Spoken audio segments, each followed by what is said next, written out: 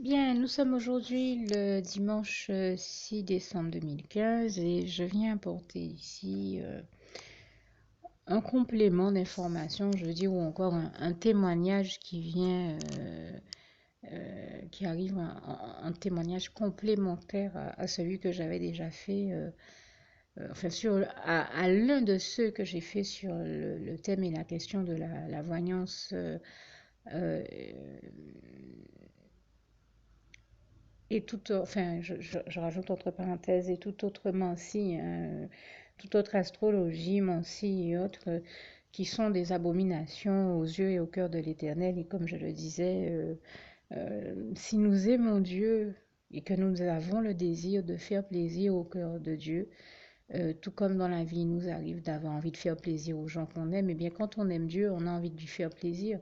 Et si on a envie de lui faire plaisir, qu'on a envie de faire plaisir à son cœur, quand on prend connaissance de ce passage de Deutéronome qui démontre à quel point la voyance est une abomination aux yeux et au cœur de Dieu, eh bien on se dit dans son cœur, et ça m'est arrivé, on ne peut on laisse de côté la voyance, on se détourne de la voyance et on se dit dans son cœur, je ne peux pas, moi c'est ce que je me suis dit, je ne peux pas aimer Dieu et continuer la voyance alors que c'est une abomination au cœur et aux yeux de Dieu. Donc on se détourne à tout jamais de la voyance, on n'y participe plus jamais, ni en donnant des consultations, ni en allant consulter soi-même. Euh, on arrête cette activité-là au nom puissant de Jésus parce que ce n'est pas de Dieu, de Jésus et de son Saint-Esprit. Ce sont des abominations aux yeux et au cœur de Dieu. Et en tout cas, je fais partie de ceux qui rendent grâce et gloire à Dieu pour leur avoir donné la force de se détourner de cette activité qui n'est réellement pas de Dieu. Et j'en veux pour preuve que je me rappelle d'un jour où je discutais avec une sœur en Christ qui me disait qu'elle, elle habite en face d'une voyante et qu'elle voit les gens tout le temps sous ses yeux ressortir du cabinet de cette voyante en allant encore plus mal que quand ils y sont rentrés. Et ça me permet ici de faire une comparaison avec une autre chose que moi j'ai toujours vu, que ce soit ici en Guadeloupe ou ailleurs aux États-Unis ou dans bien d'autres endroits ou dans d'autres cultures. Puisque par bonheur, Dieu m'a déjà permis d'entendre toutes les nations le louer et des gens provenant de diverses origines, divers peuples, diverses nations, le louer dans diverses langues, en français, en anglais, en créole, en espagnol, mais aussi, bien entendu, en langue africaine, en chinois et même en hawaïen. J'ai entendu des gens prier, louer Dieu en hawaïen. C'était vraiment très, très beau. C'était des pasteurs que Dieu m'a permis de rencontrer qui étaient en partance pour Hawaï, justement. Mais avant qu'ils ne partent, nous avons prié et loué le Seigneur ensemble et c'était un moment magnifique, béni et surtout un moment d'exception dans la présence du Seigneur. Et je lui en rends grâce et gloire puisque nous savons que comme il est écrit dans le psaume 84, verset 11, un jour dans ta présence, Seigneur, vaut bien mieux que 10 000 ailleurs et je t'en rends grâce et gloire encore ici. Et donc, pour revenir à mon propos initial, je referme là cette parenthèse, et pour revenir à mon propos initial, j'ai toujours vu, moi aussi, euh, pour faire une comparaison qui vient faire écho à ce que la sœur me disait, elle me disait qu'elle a toujours remarqué que tous ceux qui sortent de chez cette voyante en ressortent plus mal, ou en tout cas dans un état qui est pire que celui dans lequel ils sont arrivés. Eh bien, moi, j'ai toujours vu les gens qui se tournent vers Dieu, Jésus et son Saint-Esprit et qui viennent à son Église ressortir de l'Église dans un meilleur état que celui où ils sont arrivés. Et il m'est même arrivé à moi-même de faire l'expérience d'entendre un pasteur dire à l'Église de Christ que je ne repartirai pas comme je suis arrivée. Et en effet, il m'est à moi-même arrivé de repartir bien mieux que comme j'étais arrivée, puisque je suis arrivée malade et que Jésus-Christ a fait le miracle de me guérir dans son Église et j'en remercie et glorifie encore Dieu, Jésus-Christ et son Saint-Esprit ici. Vraiment, toute la gloire en revient à Dieu pour le miracle qu'il a fait pour moi ce jour-là, comme il continue à en faire chaque fois que nécessaire puisque Dieu est celui qui nous guérit de toute maladie et qui nous pardonne toutes nos iniquités, comme il est écrit dans le psaume 103, versets 2 à 4, et j'en rends ici encore une fois grâce et gloire à Dieu. Et donc cette sœur me disait, moi j'ai toujours remarqué, tout comme moi j'ai toujours remarqué que les gens vont mieux quand ils se rapprochent de Dieu et se détournent du mal, de se mettre à servir Dieu. Et donc servir Dieu, comme j'ai l'habitude de le dire, je le dis ici pour rappel, c'est aussi servir à la cause du bien, de l'amour, de la paix, de la joie, de la lumière et de la justice de Dieu, et toute la gloire lui en revient, et bien entendu de toutes les bonnes valeurs et notions de la vie, les bonnes valeurs chrétiennes qui nous viennent de Dieu, comme toutes les bonnes et belles choses nous viennent et proviennent de Dieu, et toute la gloire lui en revient.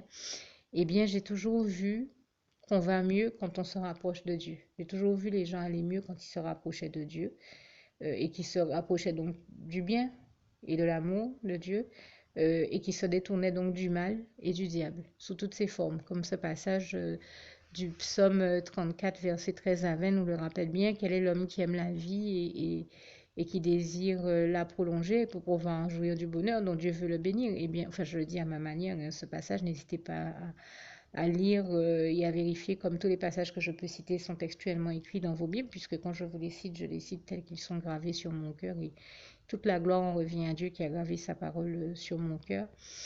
Eh bien, que cet homme, que l'homme qui a envie de prolonger la vie, qui aime la vie, qui a envie de la prolonger, se détourne du mal sous toutes ses formes et de toute parole euh,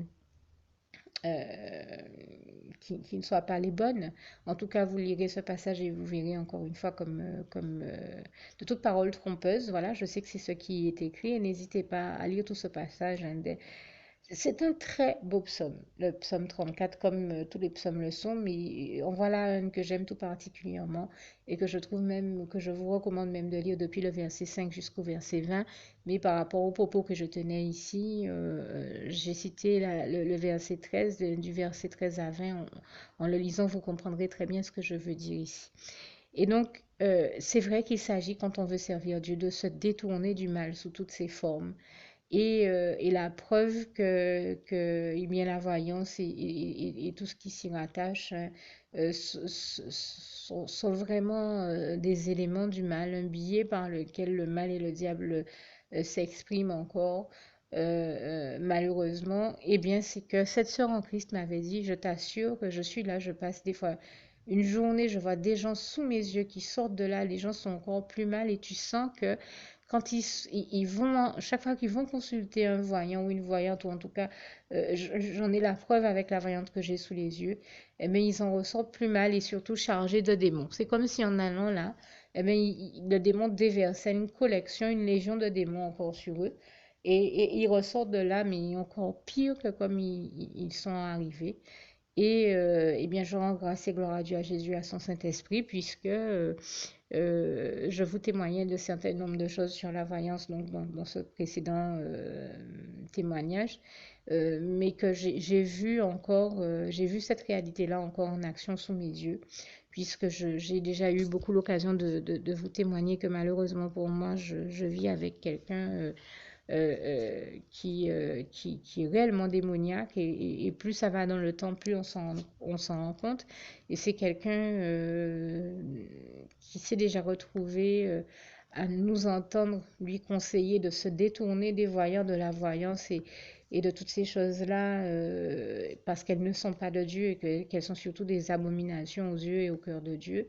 Nous lui avons témoigné, moi et d'autres membres de ma famille, puisque je parle ici de cette personne démoniaque, c'est quelqu'un d'autre de notre famille, malheureusement, et nous avons pris le temps de lui témoigner de la part de Dieu que nous-mêmes, nous sommes détournés de la voyance et qu'il s'agissait de le faire parce que ce n'est pas de Dieu, que c'est une véritable abomination aux yeux de Dieu, donc quelque chose d'horrible.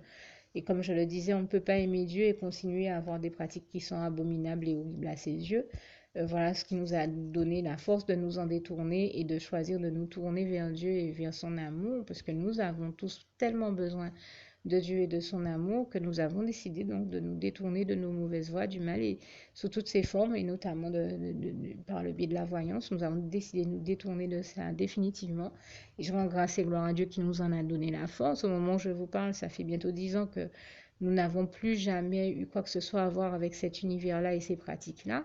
Et comme nous avons eu ce bonheur-là, et bien c'est un bonheur dont nous témoignons pour la gloire de Dieu, comme je le fais ici, afin d'aider, d'encourager tous ceux que ça peut aider, encourager et aider surtout à comprendre que une fois qu'on se détourne de la voyance et de tout ce qui s'y rattache, eh bien on ne peut qu'aller, et qu'on se rapproche de Dieu, on ne peut qu'aller mieux. Et je vous le dis ici haut et fort, je vous en témoigne haut et fort parce que c'est ma réalité. Et je remercie Dieu de m'avoir donné donc la force de me détourner de cela. Et nous sommes 10 ans plus tard et ce sont des choses qui, en dehors des moments où je dois en parler pour en témoigner, ne me traversent même plus l'esprit. Ça ne fait plus du tout partie de ma vie. Et je mène une vie en Jésus-Christ qui est tellement bien remplie que je n'ai pas le temps de penser aux choses de cet univers-là. Je n'ai plus le temps de penser à la voyance. Je n'y pense même pas dans mon quotidien. Ça ne fait plus du tout partie de ma vie. Et je remercie le Seigneur qui m'a donné la force de m'en détourner, qui m'en a totalement délivré au point que ça ne fasse même plus partie de mes pensées. Et vraiment, toute la gloire en revient à Dieu, à Jésus, à son Saint-Esprit. Et comme je le dis, je n'en parle que quand il s'agit d'en témoigner pour aider tous ceux qui et encourager tous ceux qui ont besoin de le savoir, qui ont besoin de savoir que oui, Dieu nous donne la force de nous détourner totalement de cet univers-là et nous en délivre totalement au point que ça ne fasse plus du tout partie de nos vies et de notre quotidien. Moi, je le dis franchement, haut et fort, j'ai une vie en Jésus-Christ qui fait que ma vie est tellement bien remplie que tout comme comme le Seigneur m'a inspiré de décrire un jour sur un panneau pour décrire ma réalité, je suis tellement bien occupée à faire le bien que je n'ai pas le temps de faire le mal et même d'y penser, c'est vous dire. Ça ne traverse même pas mes pensées. Et voilà pourquoi le Saint-Esprit nous donne ce si bon conseil en Romains 12, verset 21. Ne te laisse pas vaincre par le mal, mais surmonte le mal par le bien. Et je rends grâce et gloire au Saint-Esprit. C'est vraiment l'un de mes plus beaux passages, un de mes passages préférés. Et c'est aussi ma réalité. C'est vraiment ce que je vis. Je n'ai pas le temps de faire le mal parce que j'ai trop de bien à faire.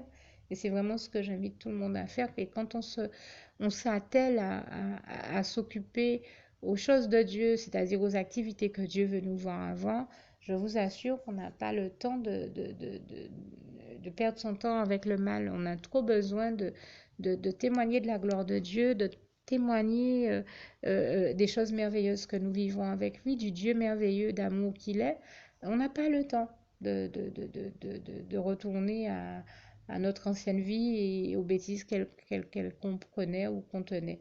Et grâce et gloire sont rendues à Dieu. Vraiment, toute la gloire en revient à Dieu, à Jésus, à son Saint-Esprit, qui nous dit, le Seigneur Jésus qui nous dit en Jean 8, verset 32, vous connaîtrez la vérité vous affranchira. Moi, je peux vous dire que le jour où Dieu a dépêché un pasteur et lui a mis au cœur de me montrer de ce passage de Deutéronome pour me montrer à quel point la voyance n'est pas de Dieu et est une abomination à Dieu. Ça a été radical. C'est-à-dire que vraiment Dieu m'a révélé la vérité tant que j'ai été cartomancienne divinologue, tant que je croyais être en train de faire le bien et d'aider les gens. Le jour où Dieu m'a envoyé un pasteur pour me démontrer que ce n'était pas de Dieu et que c'était une abomination aux yeux, au cœur de Dieu, j'ai dit, ah ben non, là, j'arrête tout de suite. Parce que j'ai compris que Dieu me demandait d'arrêter et j'ai choisi de lui obéir et d'arrêter tout de suite parce que j'aimais Dieu et que j'avais envie de lui faire plaisir et que je me disais, non, j'aime Dieu, je refuse de faire quoi que ce soit qui lui déplaise et encore plus quelque chose qui est en abomination au Seigneur. Ah non, non. Et je remercie vraiment Dieu qui m'a donné la force de faire ce que je disais, que je pensais à ce moment-là, de mettre sa parole en application dans ma vie et de me détourner de ça pour me rapprocher de lui. Et comme j'en témoigne ici, depuis, je ne m'emporte que mieux et que bien. Et toute la gloire revient à Dieu, à Jésus, à son Saint-Esprit. Mais parce que justement j'ai fait cette expérience, Dieu m'utilise aussi pour donner ce témoignage à tous ceux qui en ont besoin, afin qu'ils fassent de même, et puisque Dieu veut tous nous voir heureux, épanouis, en bonne santé, comme ce passage de 3 Jean 1, verset 2 le démontre si bien. Et c'est ainsi qu'il m'a mis à cœur à moi et à quelqu'un d'autre de ma famille qui a fait sensiblement la même expérience que moi. En tout cas, c'est quelqu'un qui, tout comme moi, a été appelé à se détourner de la voyance et de tout ce qui s'y rattache. Donc, nous avons eu tous les deux à faire ce témoignage à la personne avec qui je viens à la maison pour qu'elle aussi, afin qu'elle aussi, elle s'en détourne. Malheureusement, Dieu m'a démontré comment, à bien des reprises, elle joue la comédie des fois devant nous de s'en être détournée. Mais en fait, certaines fois, il suffisait que je ne sois pas là et puis je rentre à un moment où il n'était pas prévu que je rentre et je la trouve avec une équipe de voyants, quoi, hein, ou ce genre de choses-là. Et la semaine dernière,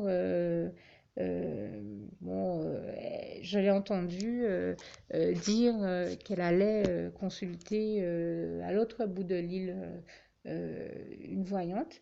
Et elle a fait toute une organisation pour y aller. Et ça a été d'ailleurs l'occasion pour moi de me dire, mais c'est quand même incroyable, mais vrai, parce que je me rappelle d'un de ses intercesseurs qui m'a dit, mais quand on l'invite à l'église, elle trouve toujours toute espèce de prétexte pour ne pas venir et dire que c'est trop loin, c'est trop difficile, c'est trop compliqué pour elle.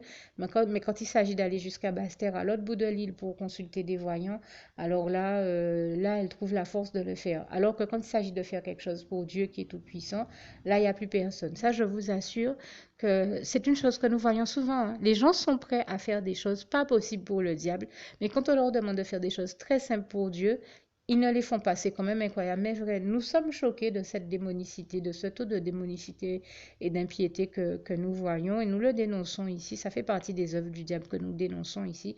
C'est quand même grave. Je veux dire, il s'agit de mettre aussi de la bonne volonté à faire la volonté de Dieu.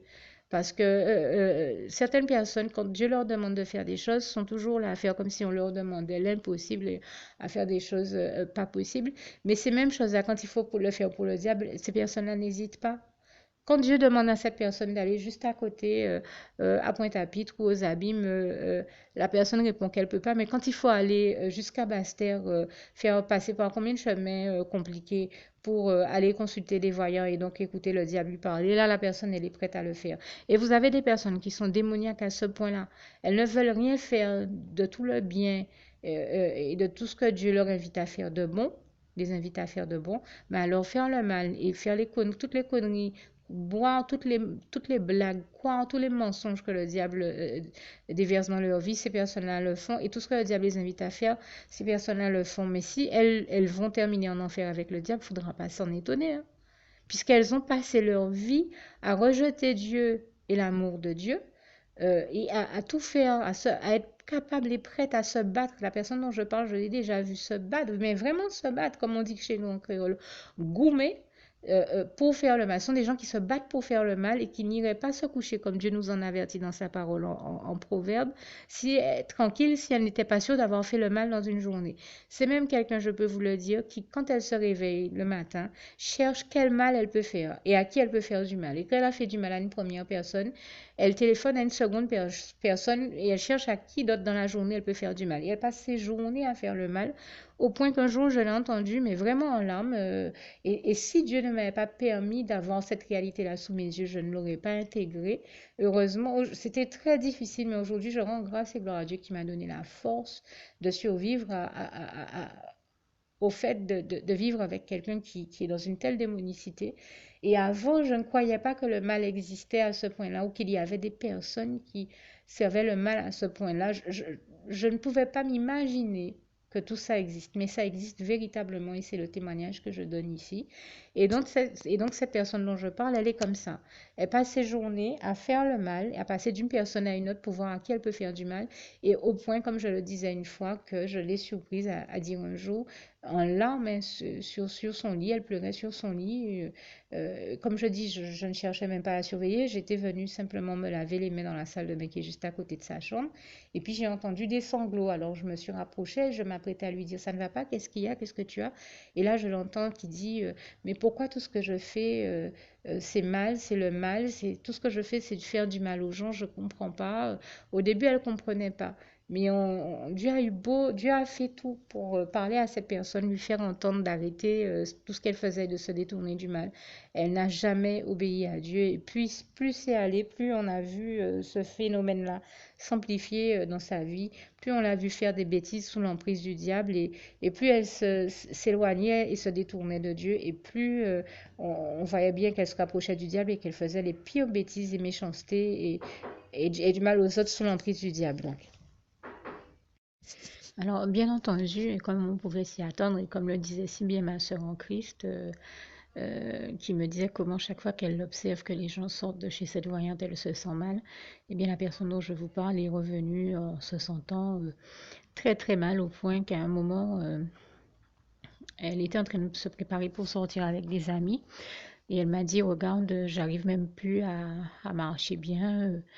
J'ai la sensation que j'ai des vertiges, que je ne garde pas mon équilibre, j'arrive pas à garder mon équilibre Et en fait, elle m'a dit ça, elle était à plat, dans tous les sens du terme.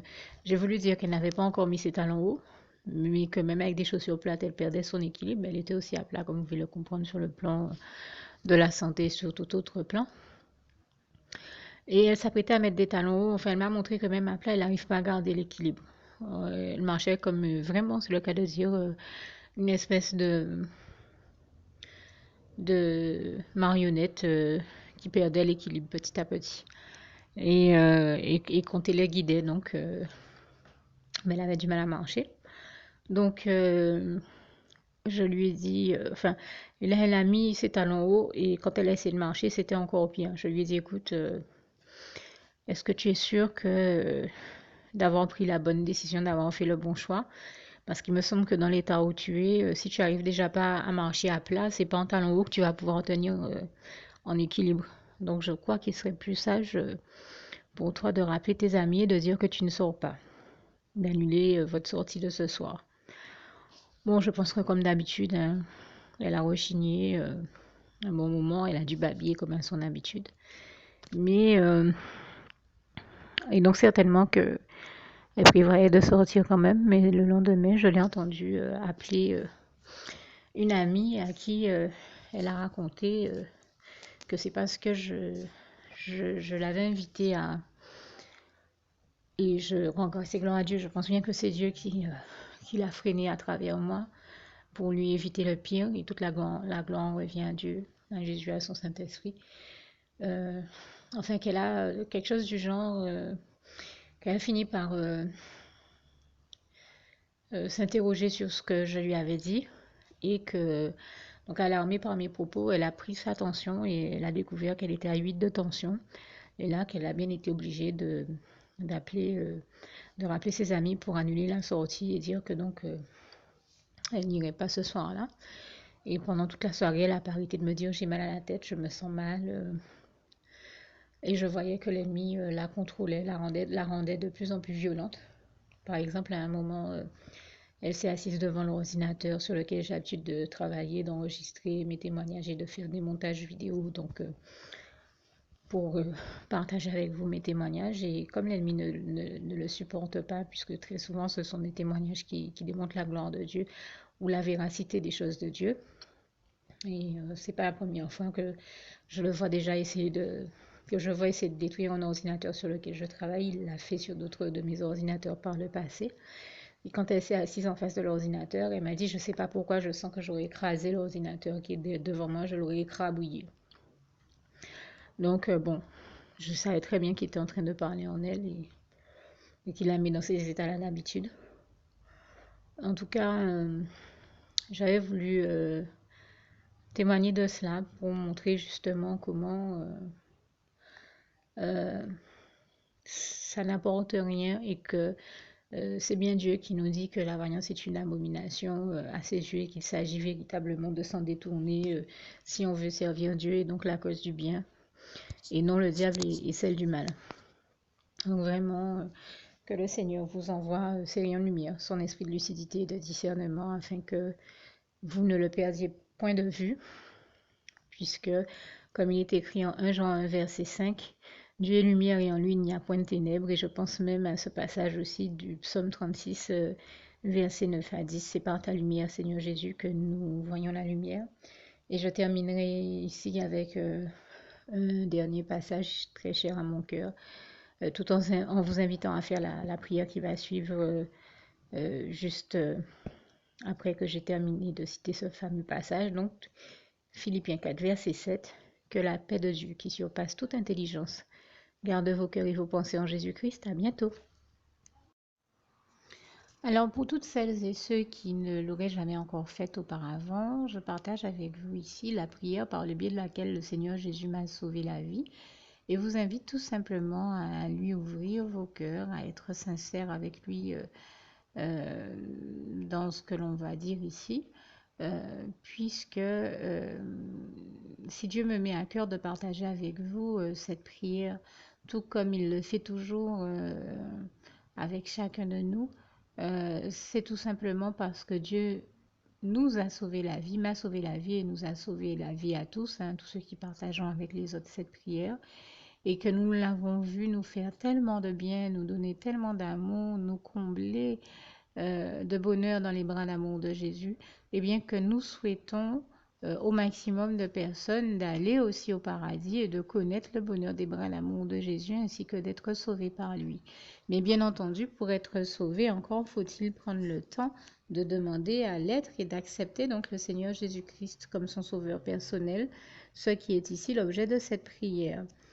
Alors, n'oubliez pas à cet effet qu'il est notamment écrit en Acte 4, verset 12, que Dieu, dans sa grande sagesse, dans sa sagesse infinie, a choisi le Seigneur Jésus-Christ, qu'il l'a mandaté, qu'il a délégué pour être le seul sauveur de toute l'humanité et qu'il n'y a aucun autre nom que celui du Seigneur Jésus-Christ qui nous ait été donné, qui ait été donné à toute l'humanité pour être sauvé. Voilà pourquoi nous avons la certitude qu'en acceptant le Seigneur Jésus comme notre sauveur personnel, nous faisons définitivement le bon choix, d'autant qu'il est également écrit en Jean 14, verset 6, Jésus-Christ est le chemin, la vérité et la vie. Nul ne va au Père Dieu sans passer par le Fils Jésus-Christ.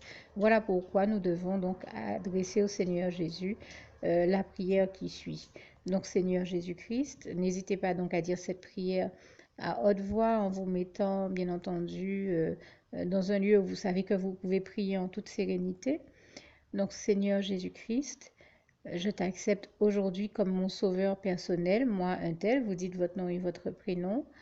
Et je te demande aussi, Seigneur, vraiment de continuer à veiller sur moi et sur ma vie. Je remets d'ailleurs toute ma vie entre tes mains, éternel mon Dieu, Jésus d'amour, Saint-Esprit, puisque tu en es le Créateur. Je remets cette vie entre tes mains, je te la donne puisqu'elle t'appartient, puisque tu l'as créée. Et je te demande de me conduire à toutes les victoires et réussites que tu as prévues pour ma vie. Tout comme je te demande aussi pardon, éternel mon Dieu, Jésus d'amour, Saint-Esprit, pour tous les péchés que j'ai commis tout au long de ma vie, dès le début jusqu'à la date d'aujourd'hui incluse. Pardon aussi, Seigneur Jésus, pour toutes les fois où j'ai fait mal à ton cœur. Et surtout, merci, Seigneur Jésus, quand le bon moment sera venu pour ça, de revenir me chercher pour m'amener avec toi dans tes bras d'amour au paradis où je veux demeurer et continuer à te servir et à t'appartenir pour l'éternité en éternité. Et c'est au nom puissant du Seigneur Jésus-Christ que j'ai fait cette prière. Soyez bénis, vous tous qui avez fait cette prière, que Dieu vous garde et vous bénisse tous. Et surtout, n'oubliez pas de partager cette prière avec le maximum de personnes autour de vous, tous vos contacts, famille, amis et bien-aimés, et que Dieu vous en bénisse. À bientôt.